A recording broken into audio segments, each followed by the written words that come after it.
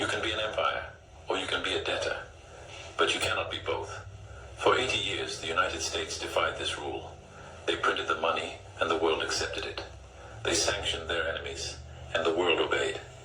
They were the masters of the universe, but this week, the master had to go begging.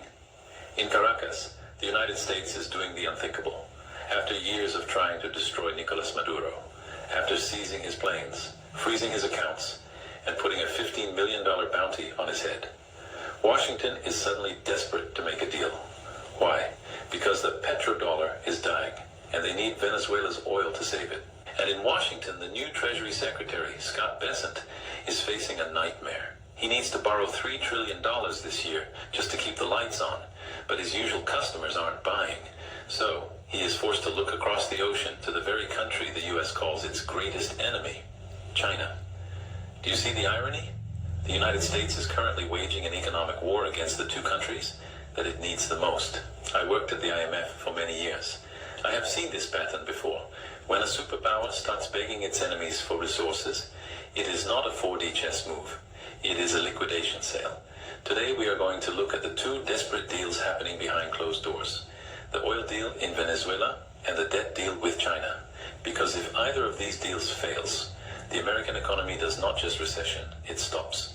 Let us start with the humiliation in Caracas. If you want to understand how weak the American empire has become, you do not need to look at the GDP numbers. You just need to look at who they are shaking hands with. 5 years ago, the United States declared that Nicolas Maduro was not the president of Venezuela. They recognized a man named Juan Guaido. They froze Venezuela's bank accounts. They seized their airplanes. They even put a $15 million bounty on Maduro's head, like he was a cowboy outlaw in a Western movie. The goal was simple: collapse the Venezuelan economy, force a regime change, and take control of the world's largest oil reserves.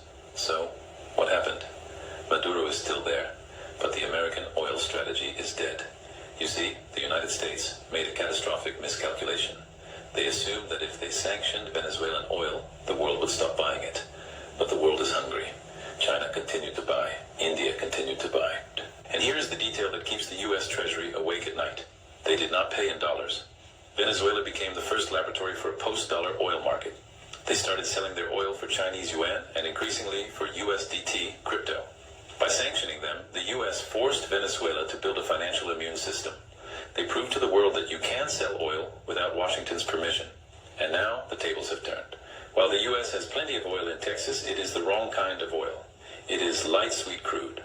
But the massive American refineries in the Gulf Coast, they were built 50 years ago to process heavy sour crude. Without that heavy oil, the refineries choke. They cannot produce enough diesel. And if diesel runs out, the American supply chain stops. So we see the unthinkable. American diplomats are quietly going back to Caracas. They are issuing waivers to companies like Chevron to pump oil in Venezuela again. They are offering debt relief. They are essentially begging the man they tried to overthrow to please turn the pumps back on. This is not diplomacy, this is surrender. It proves that when push comes to shove, the United States needs the Global South's resources more than the Global South needs the United States' permission. But if the situation in Venezuela is embarrassing, the situation in Washington is absolutely terrifying. While the diplomats are begging for oil, the Treasury is begging for cash.